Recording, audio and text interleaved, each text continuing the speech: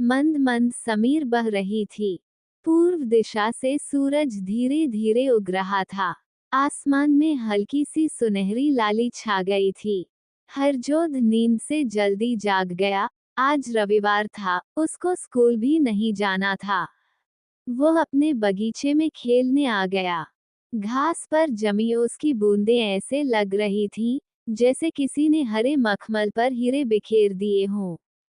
वो झुककर एक ओस की बूंद को निहारने लगा।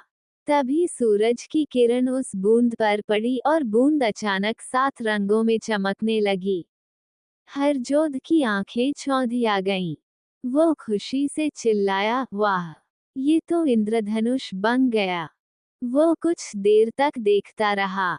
हर ओस कण पर जब किरण गिरती, तो उसमें बैंगनी, जामुनी, नीला, हरा, पीला, नारंगी, लाल सब रंग झिलमिलाने लगते।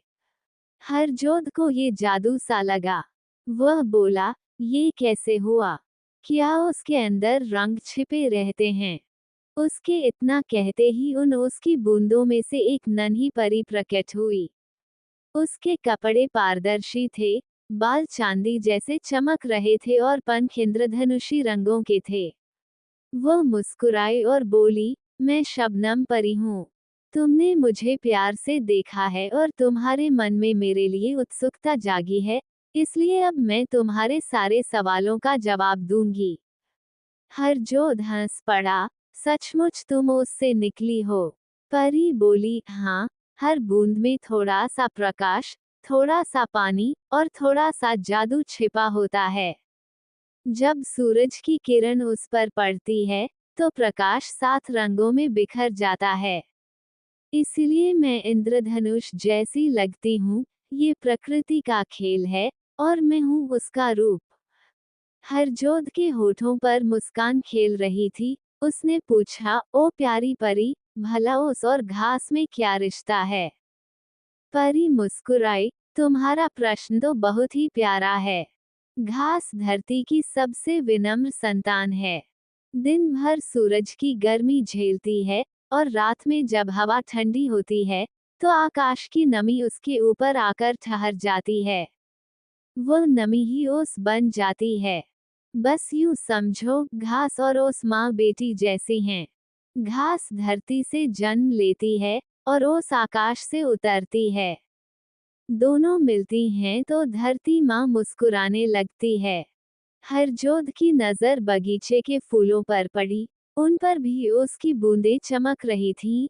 उसने पूछा, और फूलों का क्या रिश्ता है उससे? परी ने कहा, फूल ओस को अपनी सखी मानते हैं। रात में जब वे सो जाते हैं, तो ओस आकर फूलों को चूमती है, उन्हें दुलारती है, उनकी थकान मिटाती है, और सुबह उन्हें नई ताजगी देती है। अगर ओस न हो, तो फूल मुरझा जाएं। इसलिए तो कहते हैं, जहां ओस गिरे, वहां जीवन खिले। हरजोध कुछ सोचते हुए बोला, लोग ओस की तुलना आंसू, पसीने और अमृत से क्यों करते हैं? परी थोड़ी देर चुप रही, फिर बोली, क्योंकि ओस हर भावना की तरह अलग अलग रूप में समझी जाती है। देखो, जब किसी की आंखों से आंसू गिरते हैं, तो कभी वे दुख के होते हैं, कभी खुशी के।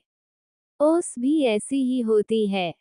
कभी धरती के दुख के आंसू मानी जाती है, कभी प्रकृति की खुशी की हंसी। हरजोध ने उत्सुक होकर पूछा, और पसीना? परी प्यार से बोली, हाँ, कुछ लोग कहते हैं कि ओस धरती का पसीना है। दिन भर जब सूरज उसे गर्म करता है, तो रात को वह ठंडक पाकर अपने रोम रोम से नमी छोड़ती है, जैसे कोई मेहनती किसान खेत जोतने के बाद पसीना बहाता है, या कोई मजदूर सारे दिन के सख्त काम से पसीने से नहाया सा लगता है। इसलिए उसमें मेहनत और विश्राम दोनों की कहानी छिपी है। और अमृत? हरजोध ने आखिरी प्रश्न किया। परी ने अपनी हथेलियों में चमकती बूंदें उठाईं और बोली, जब कोई व्यक्ति सुबह ही उसको देखता है, तो उसका मन ताज़ा और शांत हो जाता है। इसीलिए पुरानी कथाओं में इसे देवताओं का अमृत कहा गया है, क्योंकि यह जीवन को नई ऊर्जा देता है। हरजोध ने कहा, तो क्या ओस सिर्फ पानी नहीं है?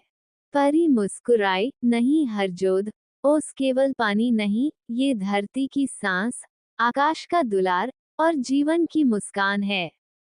ये हमें सिखाती है कि छोटी सी चीज भी कितना सौंदर्य और मानसिक शक्ति प्रदान कर सकती है।